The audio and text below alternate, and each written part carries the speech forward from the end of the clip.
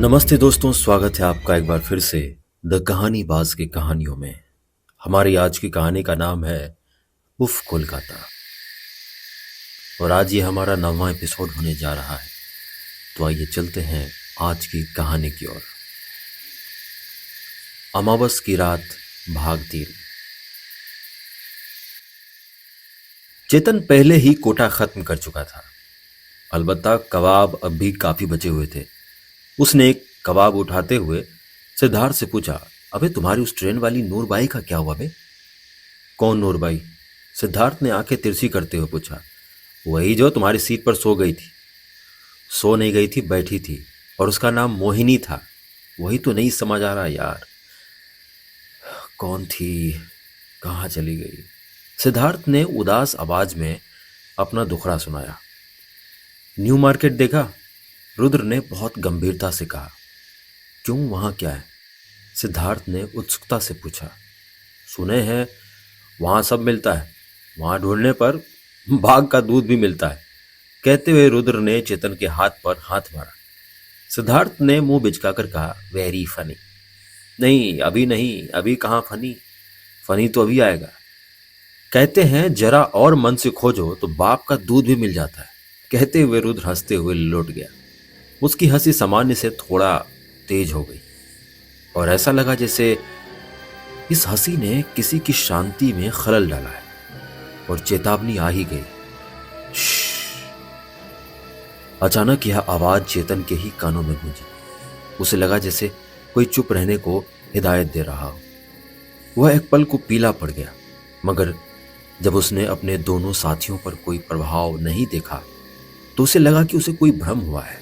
फिर भी उसने दोस्तों से पूछा, अबे तुम लोगों ने कोई आवाज सुनी क्या? कैसी आवाज? सिद्धार्थ ने पूछा। ऐसे जैसे कोई होठों पर उंगली रखकर चुप रहने को कह रहा हो। चेतन ने इस तरह कहा कि माहौल में खौफ पसर गया। सिद्धार्थ भी एक पल को सकते में आया, मगर फिर खुद को सामान्य करते हुए बोला, साले तुम लोगों की सारी बातें वही भूत पिशाच के आसपास आकर अटक जाती है ना। मूड खराब कर दिया यार। सिद्धार्थ ने सिगरेट निकालकर माचिस ढूंढते हुए कहा। उसके माचिस निकालकर जलाते ही बाकी दोनों भी अपना मुंह सिगरेट जलाने की सोचकर सिद्धार्थ के पास ले गए। सिद्धार्थ ने एक एक कर तीनों की सिगरेट जला दी। अचानक ही ऐसा आभास हुआ कि आसपास के वातावरण में कपूर जैसी कोई सुगंध तैर गई। सिद्धार्थ और रुद्र तो बहरहाल चुप ही रहे, मगर चेतन से ना रहा गया। चेतन ने फिर कहा, अब ऐसा लगा ना कि कोई बढ़िया सी महक आई।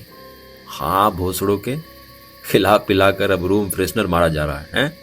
सिद्धार्थ ने बात बदलते हुए कहा, लेकिन चेतन के मन में खौफ खिंच गया था।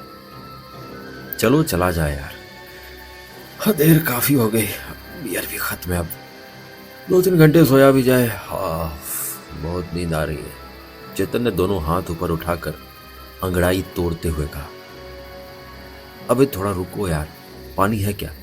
अचानक ही रुद्र ने उठते हुए कहा। क्यों, अब बियर में पानी मिला के बोतल फुल करेगा क्या? सिद्धार्थ ने छेड़ की। नहीं लाले, मेरा प्रेशर बन गया है, रुद्र ने कहा। अरे यार साला, तुम लोग भी ना, जहां ट्रेन की पटरी देखी वहीं प्रेशर बन जाता है, सिद्धार्थ ने खिंचते हुए कहा। भाई सीरियसली, हल्का होना है बस, हाथ तो धोना पड़ेगा ना। एक तो ये बियर साली। जाओ साले, उधर गाड़ी में एक्वाफिना है। बाप भी नहीं सोचे होंगे कि बेटा ये रईसी करेगा, एक्वाफिना से एक्वा धोना करेगा। सिद्धार्थ ने यूं ही कहा कि मारे हंसी के चेतन की आखिरी बियर सरक गई। गोइंग टू पी साले, कहकर रुद्र आगे की ओर बढ़ गया। मिट्टी के 2 टीले उतरते ही आगे रेलवे प्लेटफॉर्म था। 3 बोतल बियर गटक जाने के बाद रुद्र का प्रेशर कुछ ज्यादा ही था। उसने रेलवे ट्रैक पर पैर जमाए, पानी की बोतल नीचे रखी और झटके से ही पेशाब करने लगा। आराम की इस स्थिति में उसके होंठ खुद ब खुद गोल हुए और फिल्मी गाने की एक सीटी की धुन उसके मुंह से फूट पड़ी।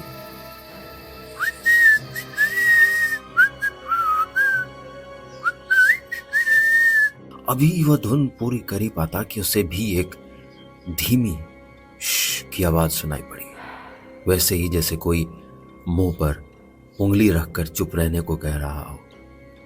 ऐसे जैसे किसी की नींद में किसी के आराम में खलल पड़ा हो। रुद्र का पेशाब एक पल को रुक गया, मगर दूसरे ही पल उसे लगा उसे बियर चढ़ गई है।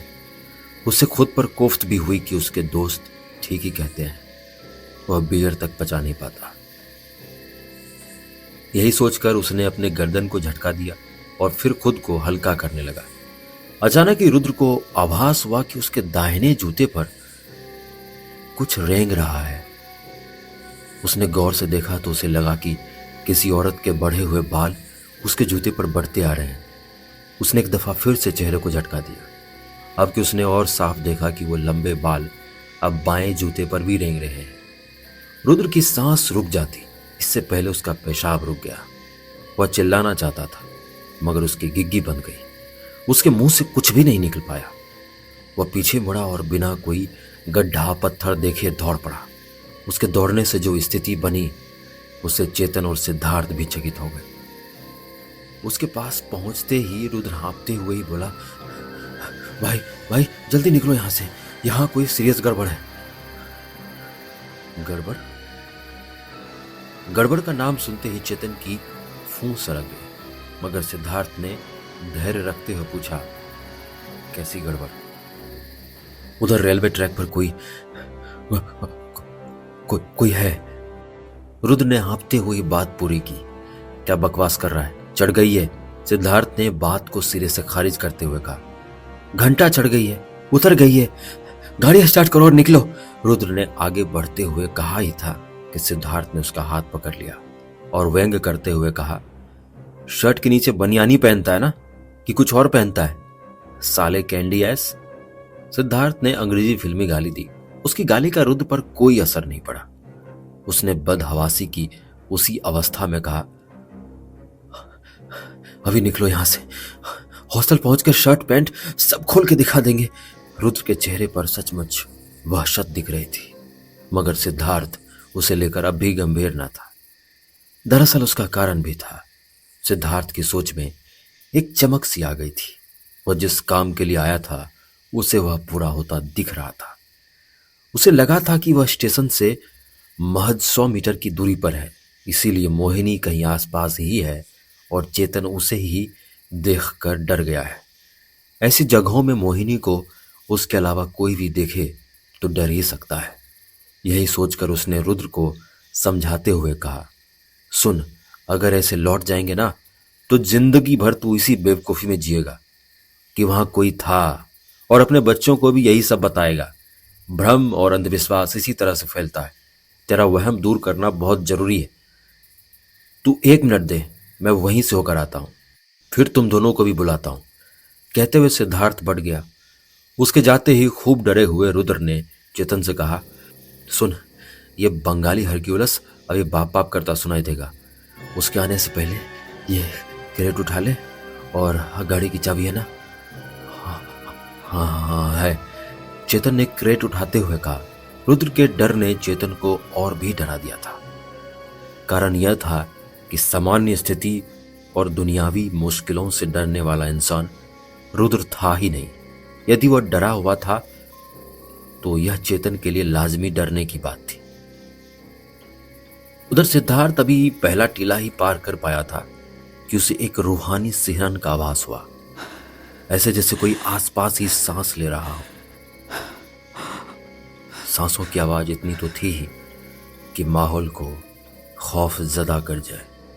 सिद्धार्थ मगर इस कारण से सामान्य ही था कि वह सांसों की एक ऐसी ही आवाज एक दफा पहले भी सुन चुका था। उसे लग रहा था कि मोहिनी फिर कहीं आसपास है और उसे और उसके दोस्तों को परेशान कर रही है।